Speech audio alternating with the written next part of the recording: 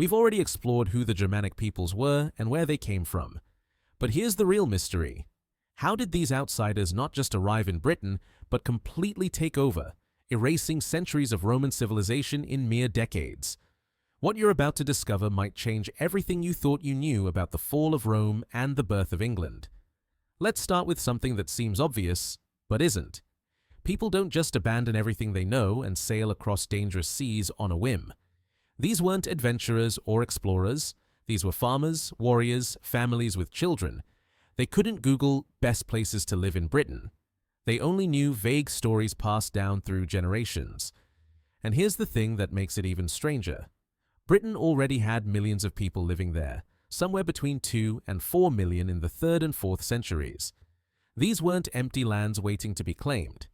So why risk everything?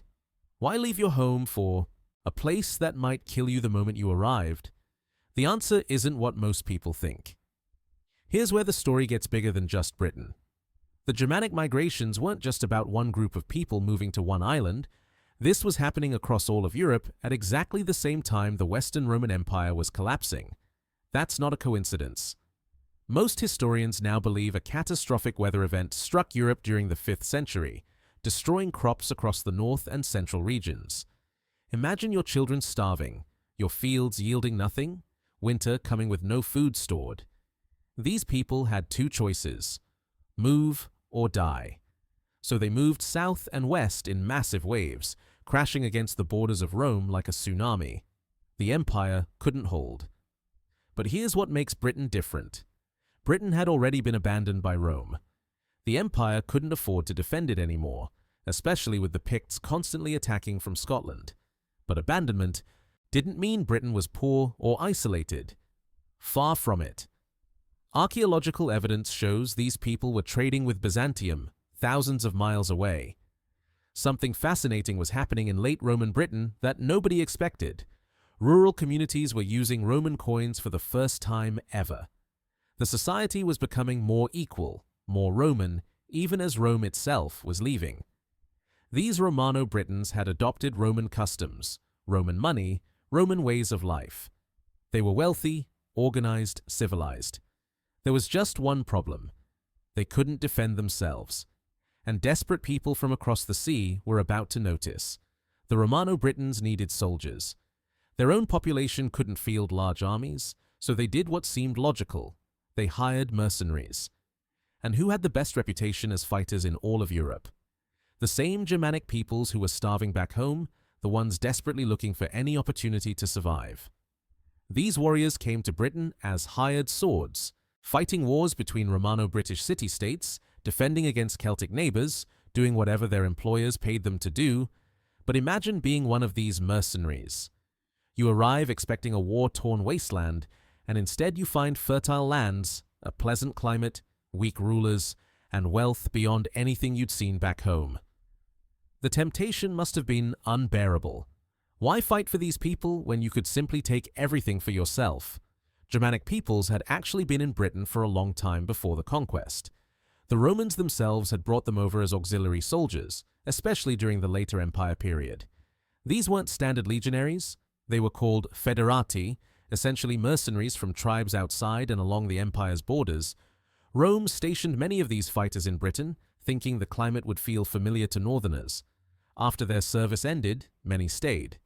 Others returned home and told stories about Britain's temperate weather, incredible farmland, and weakening Roman control. Word spread. When Rome finally left Britain completely, the city-states that remained kept hiring the same Germanic mercenaries the Romans had used. But now, something else was happening. Germanic peoples weren't just coming as soldiers anymore. They were coming as settlers, and they were displacing the locals. Then, in 442 CE, everything exploded. A massive rebellion erupted. Germanic mercenaries and settlers turned on their Romano-British overlords across large parts of England. A chronicle written in 452 CE records that by 451 CE, the British provinces had suffered so many defeats and disasters that they'd been reduced to Saxon rule. But here's what historians have figured out. It probably wasn't one single dramatic uprising. The reality was messier, more regional, more complex. Different areas fell in different ways at different times. Still, the result was the same. The Germanic peoples were no longer visitors or hired help. They were conquerors. So how exactly did they take over? How did they transform an entire civilization?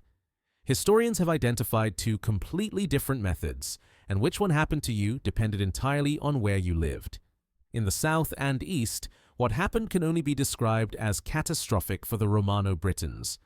The Germanic peoples, mainly Saxons and Jutes, completely overwhelmed the local populations. Romano-Britons were either enslaved, exiled, or worse. Take the Kingdom of Kent. The Jutes settled there around 449 CE, notably after the supposed Saxon rebellion. But here's the crucial detail. This wasn't just the original mercenaries claiming land.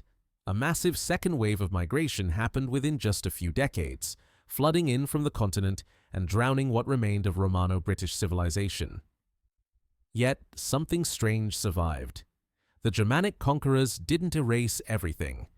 They kept building Roman-style developments for a while, urban, centers with sewage systems and complex heating. Many place names survived too, evolved but recognizable.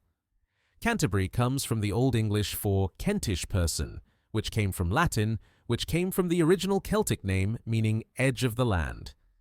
But in the north, something completely different was happening. In the north, the Romano-Britons weren't entirely wiped out or displaced. Instead, they seem to have integrated somewhat with the new Germanic social structures.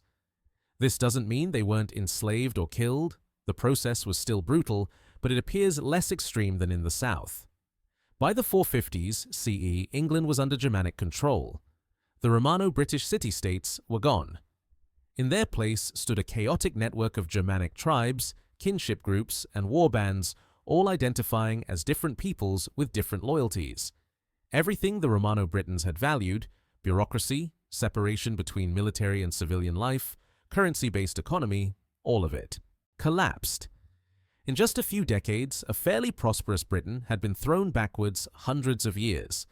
But here's the most frustrating part. We still don't really know how or why it happened. We know almost nothing about the religion these Germanic peoples followed. We can only guess by comparing it to Norse beliefs. We know almost nothing about how their society actually worked. They barely wrote anything down. Later, chroniclers like Bede tried to explain what happened, but they were working from legends, stories, word of mouth passed down through generations. How much of what they wrote was actually true? We can't be sure. The brutal truth is this. Somewhere between the 400s and 450s CE, the Romano-Britons consistently lost ground to the Anglo-Saxons. Eventually, this chaotic Germanic society began to organize itself. Clear hierarchies formed. Actual states emerged, areas controlled by single rulers with tax systems, militaries, and, in some cases, massive urban centers. The barbaric warbands were becoming kingdoms. The migration period was ending. The age of the Anglo-Saxon kingdoms was about to begin, and with it, the true formation of what would one day become England. What happened next would determine whether these Germanic conquerors could hold what they'd taken or if Britain would tear itself apart in endless war.